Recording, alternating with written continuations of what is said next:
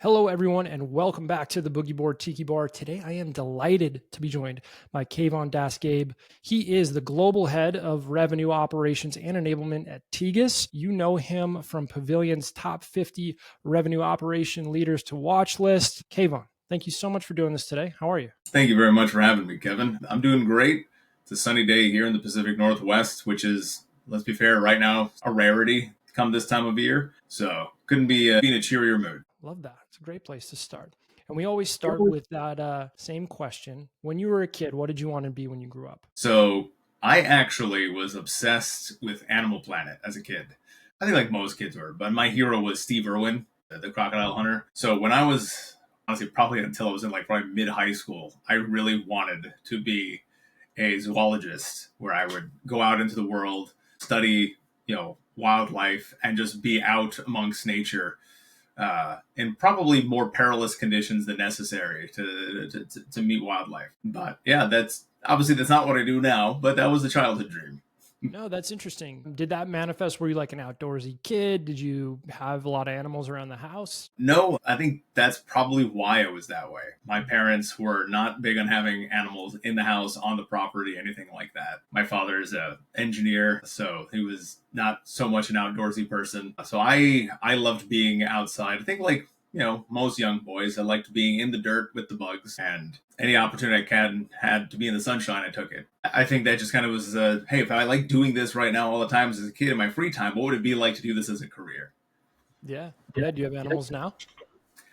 I do actually have 2 cats and 6 chickens. So we live in a pretty open area. So I starting some livestock. Rising cost of eggs has essentially pushed me like, I'm going to get my own chickens. It's a it's a discussion that we're having here at the house actually because big egg family. Our neighbors have chickens. They're delightful, very well raised. He's got like 12 of them and a rooster. And my kids go over and feed them all the time. So we've been thinking about getting in the game, but right now we're just enjoying the neighbor's work. Yeah, I mean, I think if you get a good egg laying breed, and I'm no expert at all on livestock, but on the one book on chicken rearing I read, get a good breed, you can each get maybe 200-300 eggs a year out of a single chicken. I'm like, all right, I'll get a few of them, and my family who eats a bunch of eggs a week don't have to buy them anymore. There's your free startup idea, podcast listeners. I love that. All right.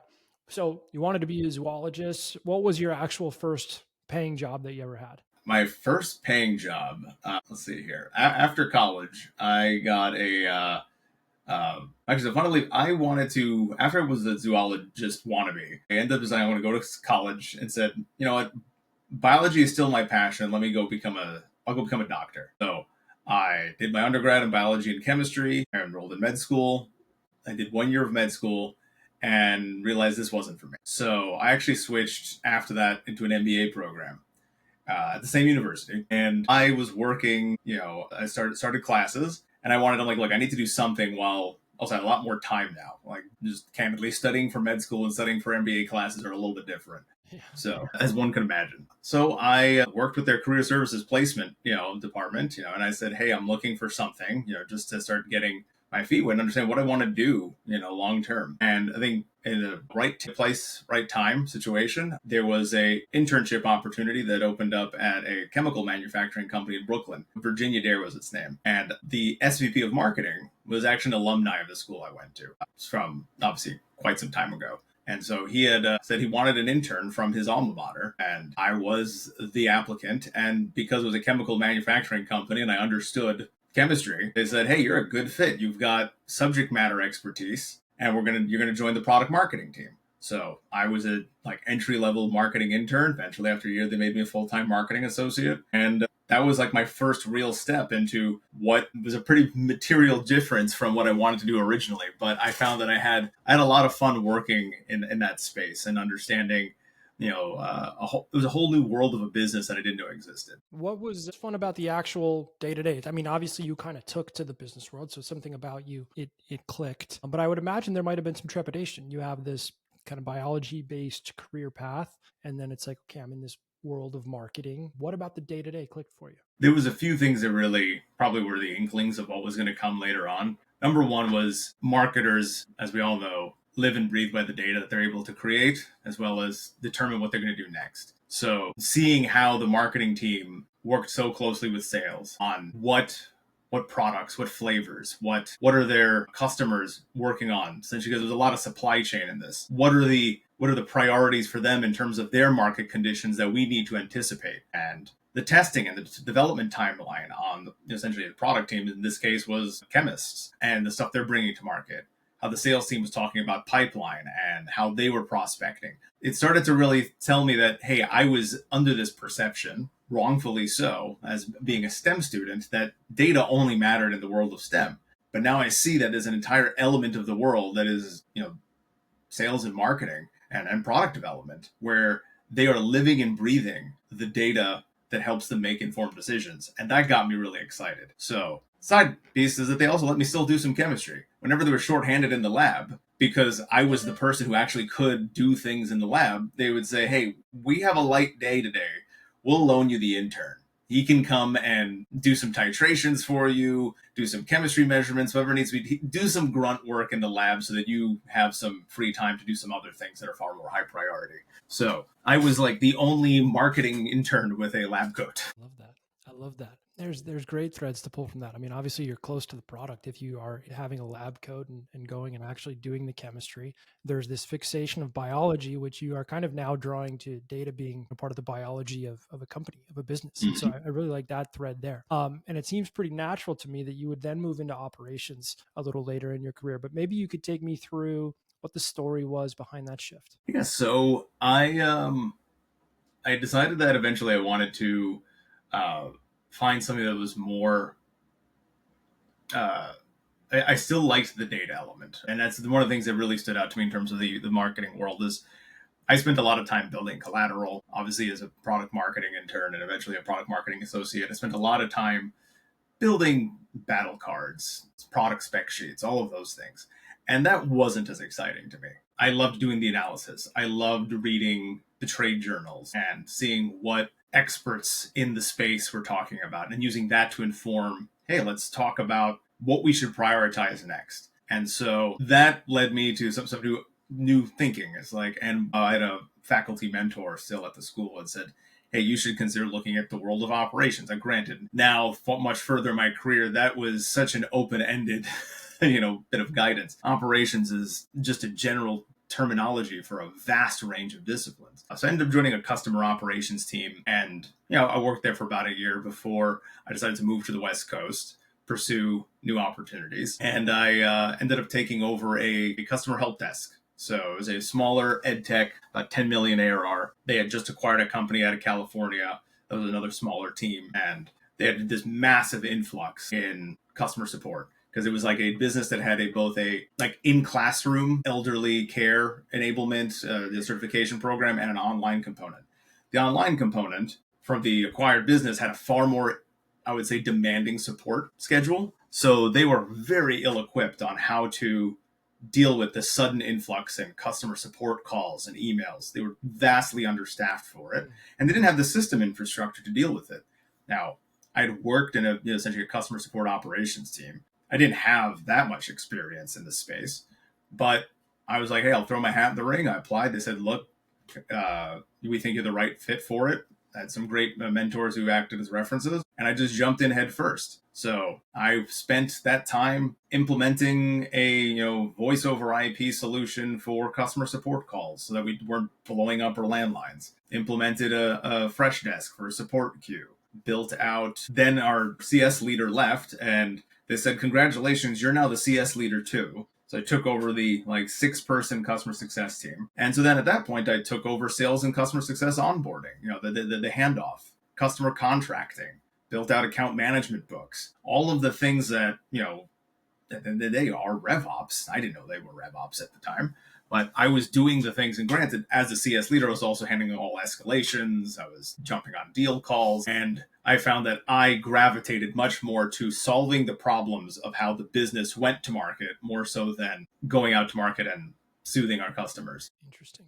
Yeah, when they were acquired, they wanted me to join their product marketing team. We were acquired by On-Course Learning, and they said, hey, do you want to join the product marketing team? We think that you've got this aptitude. I know it was product management. We joined the product management team, but you need to move to Milwaukee. And I was like, I don't want to move to Milwaukee. I like the Pacific Northwest. I'm going to stay here.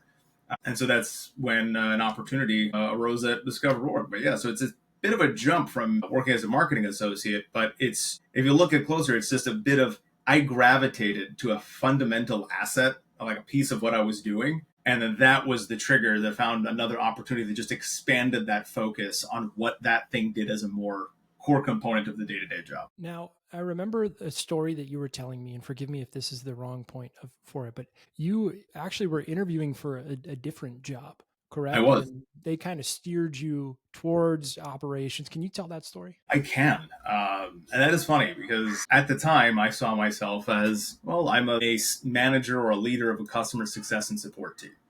I didn't see myself as an operations leader because that's what I was doing. And so I applied for a CSM role at Discover.org, and they brought me in for an interview, and I talked about all the things I had done. I talked about implementing, the fresh desk system, implementing call supporting, voice over IP in contacts like Call Suite, changing our customer onboarding process, automating it with IT so that we actually had like ticket queues that created a turnaround, how I reduced our dropped calls from 20% of our inbound calls to 0%.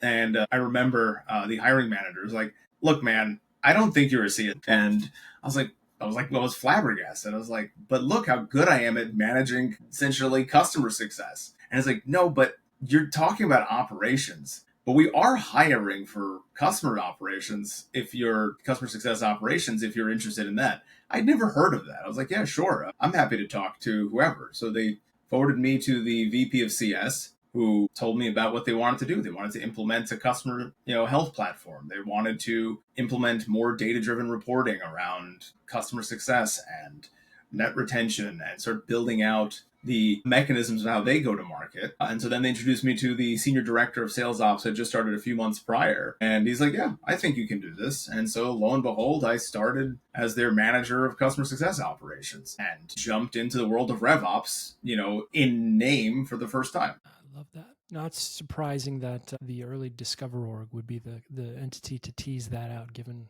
where they sit. It all makes sense, I think, when you look at it in the grand scheme of things. But I do think it is honestly, I'm more appreciative of those hiring managers for realizing, hey, this guy has talent and capability to contribute to this organization. He's just a fish trying to climb a tree. Let's go put him in a fish tank and see what he can do. Yeah. And so you're still really young when all of this is happening, and you're doing all these technical things, implementing new systems, new processes, but you're also leading teams. And so I want to understand about when you stepped into management. Was there anything about it that surprised you? When I talk to people about this, there's always this like, I didn't totally know what I was getting into, or my calendar got full quickly. And there's this personal learning curve that I think is really interesting to explore. Absolutely. I'd say there's, everyone who becomes a manager for the first time has different, hurdles that they have to overcome. Certain, I wouldn't say personality deficits, but areas that you need to round out your skill sets, your people skills in general. I think the first one that really stood out to me is that inherently I am a glass half full kind of person. I'm very optimistic. I generally see most people as coachable, if not giving them the opportunity to prove themselves for success. And I think that is generally, just my personal philosophy, is the right way to go with most situations. However, there are times where there's just someone who's not a good fit for the team. And earlier in my management career, I was someone who is less likely to make the hard call because I wanted to see what I could do to get this person onto the right path. Because fundamentally, right, we project our own perspective of the world onto the people around us. And that is faulty. You shouldn't do that because everyone is different. I could never see myself as not applying myself in my roles. I'm someone who's always given 100% beyond, working the long hours. Work-life balance, probably should work on that in general, but those are things that I saw early in my career as ways to differentiate myself as being a high-powered contributor to a team. So when I encountered people who didn't have that mindset, I just assumed that they had it. They didn't find the thing that excited them yet. So I do agree that you should spend the time, understand the people on your team, what motivates them, what excites them, what are the things that they want to contribute to, where do they want to grow in their careers, find a way to facilitate that. But at the end of the day, if someone is not an A player on your team, part of being a manager, part of being a leader is knowing that your responsibilities are to the business, not just the individuals. And so you need to make the hard calls sometimes on this person is not contributing to the long-term success of the organization. How do we make a transition that is best for both of them? So that was definitely one kind of like growth moment that I needed to see earlier on in my career. I think another big thing that was really important for me to see is that communication styles are, and I think this is probably everyone encounters this in some degree or shape and form, but everyone communicates differently. Some people are more verbal, some people are more visual. Some people don't do well over emails or Slack because they don't detect tone, or they overestimate or assume what tone in the language. So I find it now, I just in point blank, I'll say, hey, what's your preferred communication style? What are the ways that you find yourself best able to consume new information and share your perspective? And because I find myself far more adaptable, I try to meet my stakeholders, my employees, my supervisors, where they are to say, hey, this is the way you best consume information. How do I share it to you in a way that is going to be best fit for your time and your business needs? And same way, I'll share, this is the ways that I best consume information, rather than assuming. And I think that's a lot of early management is you assume people do things a certain way. The best managers know to take themselves out of that pattern and meet people where they are, understand how they behave truly. It's almost like a semi-psychology experiment to make yourselves a true flywheel of communication. I like that. I actually got a Slack message I didn't like this morning, and you're now making me think about my own reaction to it because I was projecting the tone, and I'm going to actually... Yeah, and that's the thing, right? You think about how I would say something or how I would read it, and honestly, that plays a very large role when you're communicating internationally. Just by nature of working in an international company, you are going to have tone and language and word choice that is very different if someone's using English as a second language. So if you're starting off on that wrong foot, you could essentially be jeopardizing a really strong relationship because you misinterpreted the way someone's saying something. Just things I learned, mistakes I made early on that I think have fundamentally changed my perspective on our work. Yeah, no, that makes a lot of sense. I was once very politely told to chill out a little bit when I started working in Europe because my style was a little intense, and so it's I've heard that too. Yeah. Yeah. But I was reading through your AMAs, and one thing I really like about your story and your style is that you're clearly in the weeds. And you kind of talk about a player coach leadership style. I'm wondering if there's a story that comes to mind that kind of exemplifies what you mean when you say player coach. I think there is the nature of RevOps is that, and take a sidestep for a second and come back to it, is that it is an ever maturing discipline.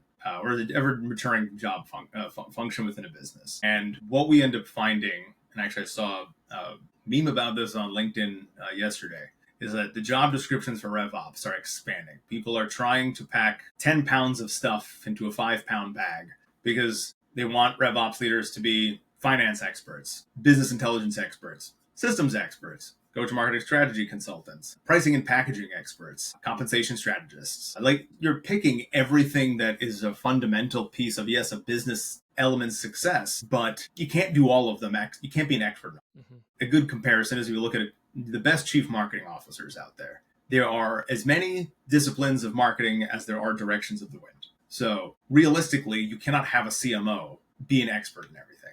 They've likely come up through product marketing or demand gen or content, or they've come up through something. They're an expert in that, but they are tangentially exposed or have experience and understand the successes of those other disciplines so they can lead that broad organization to success. RevOps is becoming that.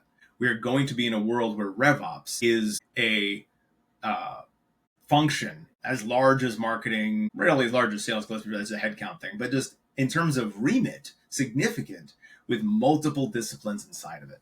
And so in that world where, and I myself, I'm far more, I think, of an analytics and technology expert than I am the other elements. Like, that's where I've came up the strongest. I've had to build out and flesh out my skill set in the other elements, where you find some RevOps leaders have come from very strong FP&A backgrounds, or, you know, some have come through marketing operations, right? There's different disciplines. So in that world, you are far more at risk of becoming disconnected from what makes those disciplines work well if you don't find time to helicopter down.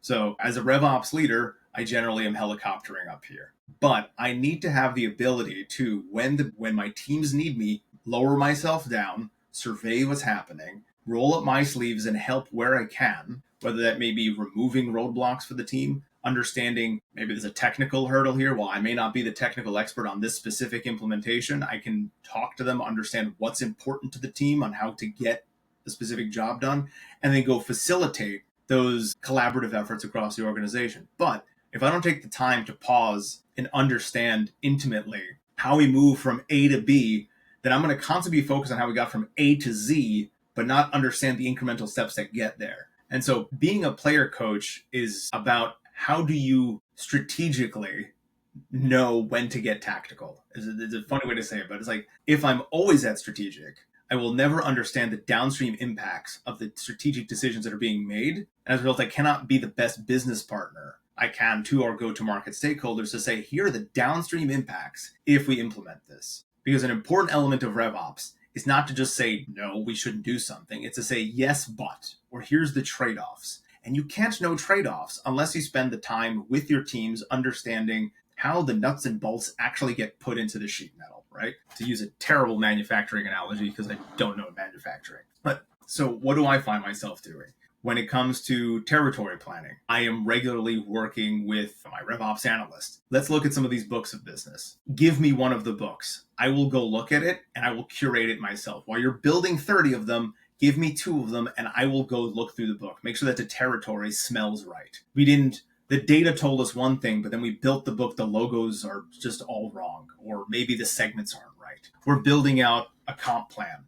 Cool. Let me go run I will pull out the spreadsheets myself and I'll run the comp plan against last year's bookings deals and see what would have been the comp payout look like. Our team is struggling on how to build a reporting dashboard. They're figuring, hey, our managers are looking for a way to see pacing gross retention targets and growth pacing net retention targets relative to bookings due in year. I'm like, well, this is how I've done it. I will literally mock up a dashboard and show these are the elements. These are the units that you should probably be measuring this in. Here's some filter views that help. Just applying my own practical experience in a way that allows them to see that I intimately understand what they're doing and why it's important, but at the same time, helping people prioritize, like this is where we should spend more time.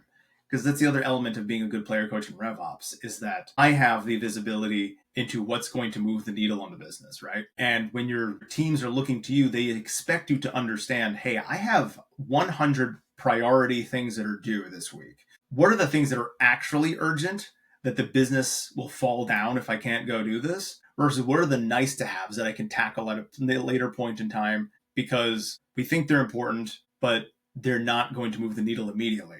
That is where you also play a strong player coach, is help them see where you think about priority and where to apply their time. And also take some of those things off their plate if possible. Like, that's not important. Let me take that. I will find someone else to do this, or I'll take this on so you can focus on some high priority elements that I need you to do right now, right? Those are the kind of like the fundamental tenets of strong player coaching, at least in RevOps for sure. Yeah, I think that's a really good kind of categorization of RevOps too, because there's multiple subdisciplines. And sometimes I think RevOps gets put in a box of being overly quantitative, overly technical, but it sits at this intersection with sales, which is kind of not always true, but notoriously qualitative in a sense. And so I'm curious how you develop an approach of balancing quantitative, system-focused work with the qualitative elements that come from working in a go-to-market company. I think one of the things that I am very proud of, how I instill it as a culture in my RevOps teams, is that we are go-to-market operators, which means principally we are not operators in the, I think, most dictionary sense of the word. We are not about process. We are not just about, yes, process, people, technology, data. Those are all things that are necessities for us to do our job well. However, we are here to accelerate the capabilities of our go-to-market partners. We are here to ensure sellers can close pipeline. We're here to ensure that marketers are able to launch programs that build brand awareness. We're here to help product get feedback from our customers to ensure that they are prioritizing their pipeline as well as their roadmap, their pipeline as much as possible. So if you look at it that way, you are inserting yourself, your own priorities, you are inserting their priorities into your own way of thinking. So I instill regularly with our teams is like, look, the reason why in the qualitative role of a sales manager, these things feel urgent and they don't to you, is principally you don't carry the bag. And that's an important thing that RevOps leaders need to understand and instill in their team. Now, granted, at the higher echelons, usually we're tied to the same goals that the revenue leaders are in some way, shape, and form. But analysts, managers, systems people, they don't understand what it means to carry the bag. And rarely any of them have come from a sales background or a marketing background. They don't have a number that they have to hit. So what is the way you do that? Well, you instill it in the team through their own OKRs, their own goals. You have to say, our goal as a RevOps team is that we move the needle on net retention this quarter by 2%, something like that, right? We move it by flat 2 percentage points. Well, if that's their goal, they're going to look at all the process, the data, the tools, the technology, the enablement programs, whatever that means, so that the CS or the account management teams that are working on those customers are able to move the needle. What are the things that they need to get the job done? And as a result, they're going to work with CS leaders, account management leaders. They're going to talk to the reps. Hey, what are the things that are preventing you from succeeding? Hey, you had a 87% GRR last quarter. What do you think would have gotten you to 88, 89%? Oh, well, I would have liked to know churn signals earlier. I would have liked to have better pricing and packaging options available for at-risk customers. Those are the things that will now get RevOps teams excited, because now they have a data-driven problem to solve that fundamentally affects how people carry the bag. So that's how you really have to balance the data and humanity, is that if you just give them systems goals and process goals, hey, I want to launch an internal CPQ. Why? What is it going to actually do for the business? We have debt in our Salesforce integrations. What is that going to do for the business? If you can't define that, you'll never be able to balance the humanity element, and you won't be able to ensure that your stakeholders have trust in the RevOps roadmap. Because that's the other element, is that your teams need to depend on RevOps to have their best interests in mind. And if you're doing that regularly, then they're going to say, oh, if RevOps is doing this, I trust that it's likely going to be really important. If you don't do that, you will end up in a world where people look at RevOps as a roadblock or a bottleneck rather than a collaborative partner that is here to unlock success for the entire organization. Absolutely. Just want to do a quick time check because we're tracking to go a little bit over, but I can also wrap it up if you need to jump in 5. No, I can go long. All right, awesome. How did working at Discover.org/ZoomInfo, which a company that is obviously famous for providing data to go-to-market teams, influence your own philosophy? I think that kind of goes back to what I was just talking about, is our then leader of RevOps was someone who had a rigorous go-to-market focus. He understood what it means to put the needs of the sales, CS, and marketing teams front and center. He understood that there was a time and place for systems and process change, and how that meant, and what were the implications, the opportunity cost to implementing those things and affected the go-to-market team. And so from my experience at ZoomInfo, I developed a rigorous adherence to how do I solve the problems of our sales, CS, and marketing leaders, not so much how do I build a really clean looking sales force, right? Now, granted, I am someone who believes in a very clean looking sales force and how we get there, but I'm looking to find a way to bring my partners on that journey with me. And I'm not going to be able to say, oh, this is the right reporting, or we need to do reporting out of Tableau. We need to move. No, sometimes you have to meet the business where it's at. My most recent role here at Tegas, and this is something that I think is amusing as it is probably true for many organizations, our bread and butter reporting and forecasting was done out of Google Sheets. Now, for a company that's over 100 million AR, that may seem like blasphemy, but at the end of the day, we built the right reporting that was accurate, forecast accurate, with, I think, greater proficiency than many companies who are trying to go IPO, with greater adherence and rigor. Reps had a forecasting update cycle that they were doing in Salesforce. That reporting was pulled into Google Sheets. Rep managers rolled up their manager calls. We had a pipeline flow documented inside our pipeline reporting, and it was all shared with the rest of the business. So everyone could see easily, this is what we're tracking from our retention and growth. This is how we're thinking about our new business sales by region, by manager, by rep, and it was easy to identify. And Google Sheets did it. Yeah, I could have gone and spent the time to build things in Tableau, but why bother? The business needed certain transparency now. So I made the trade-off on system elegance versus meeting the business where it is for the sake of answering the business questions that we needed to answer now. So that's really a big thing that comes from my ZoomInfo experience, is that don't let perfect be the enemy of progress, and understand the needs of your stakeholders first and foremost, and try to get the best fit thing for the business at that moment implemented. You can iterate on it after. It doesn't mean that you're just done with that project. There's more things to do. I like that story because we built a software company that one of the key components is removing people from their current spreadsheet process.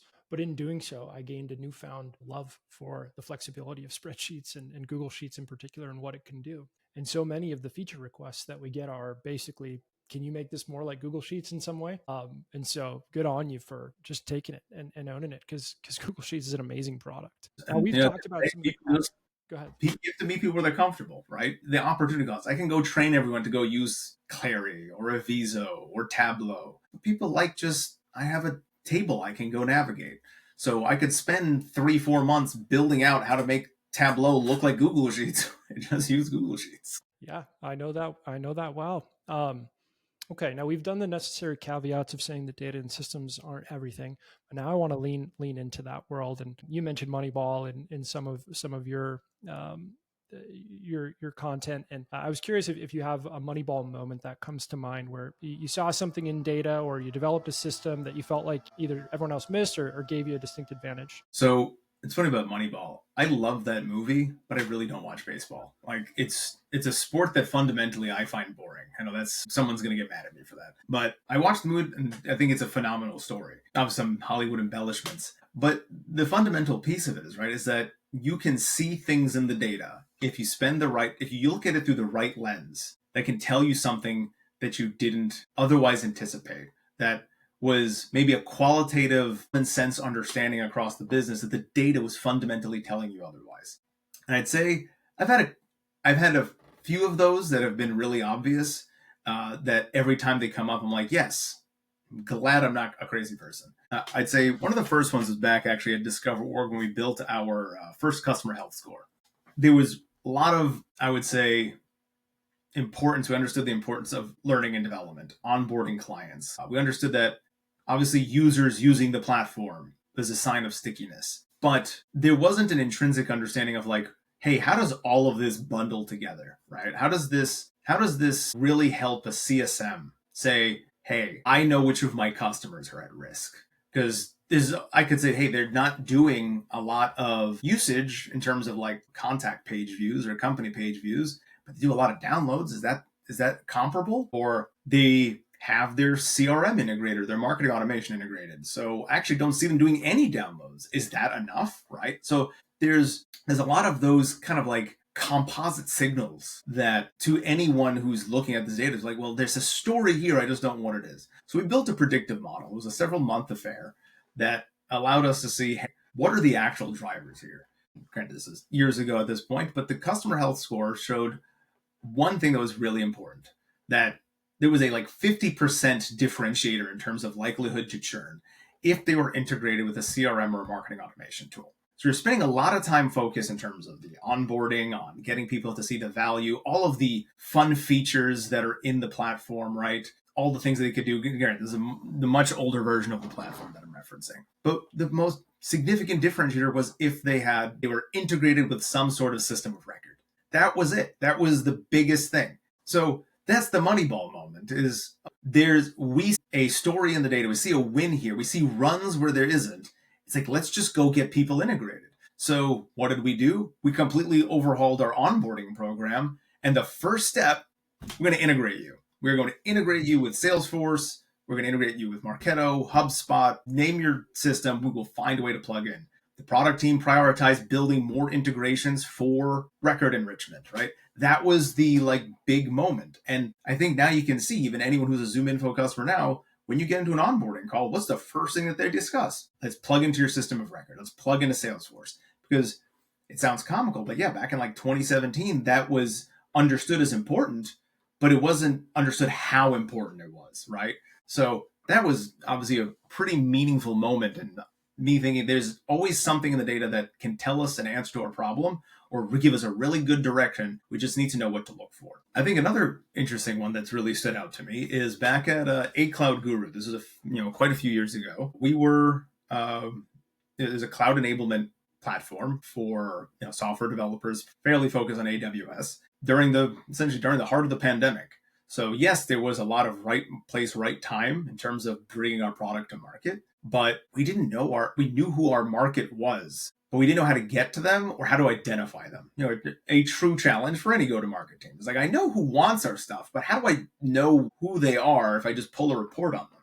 So we built a predictive model for essentially an ICP score, allowing us to tier gold, silver, bronze, and I think I called them tin at some point customers, people that we shouldn't prioritize. And it was important because it allowed us to see, hey, there is signals in how a customer's technology that they currently have purchased, how large they are, how we size the potential, like the size of prize of that organization, to give us a better fit to build territories. And that was a big issue. Going into this exercise, our essentially mid-market AE team was really struggling. Average rep attainment was like 50% or lower. So we were essentially burning money for that cohort of customers. This exercise allowed us to identify that we were defining our segments wrong.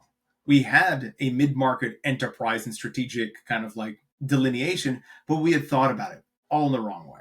So we essentially redefined it based on both a combination of the size of prize as well as the employee size of the company.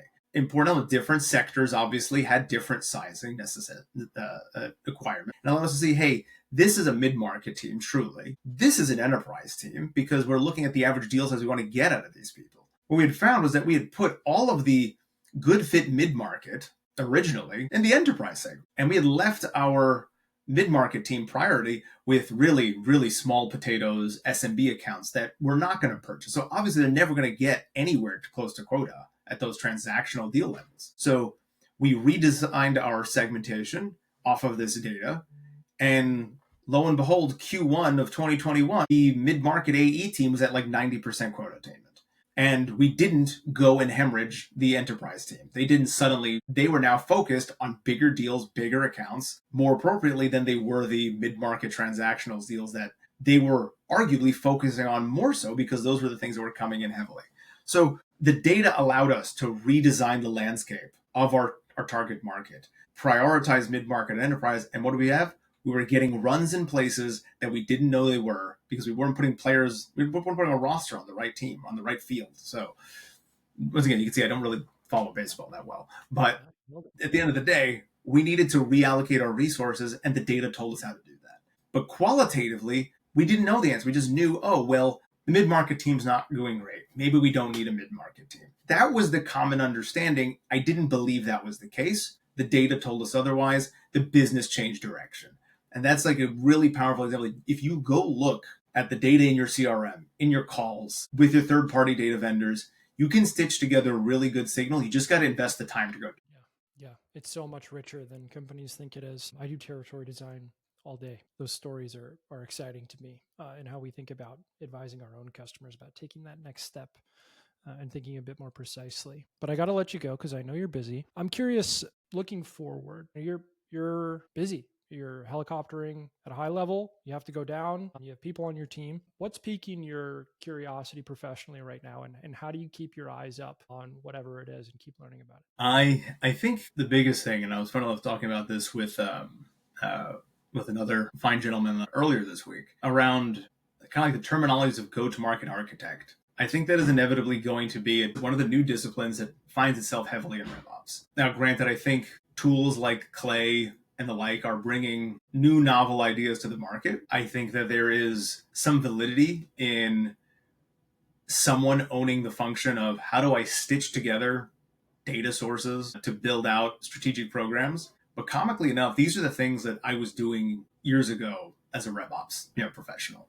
Mm-hmm. I worked with a good friend of mine. She was a demand gen leader who did this as well, right? She said, hey, how do I build cohesive and timely outbound programs based on what we're bringing to market, the data that's telling us, how do I get new data that helps me bring this together and build sequences, right? These are the things that we were doing at Discover.org, now ZoomInfo, back in 2016, 2017, right? So that was just RevOps to me. So I think now we're seeing that there were RevOps organizations that weren't doing it, And there are businesses who want this kind of feature, but they don't know where to put it. It feels like it should be in revenue somewhere. It feels like it should be adjacent to marketing. It should be adjacent to customer success, but there's too much technical skill required. There's too much data proficiency required. So where does it sit? I'm like, well, you have a place for that. You've already been building it. It's RevOps.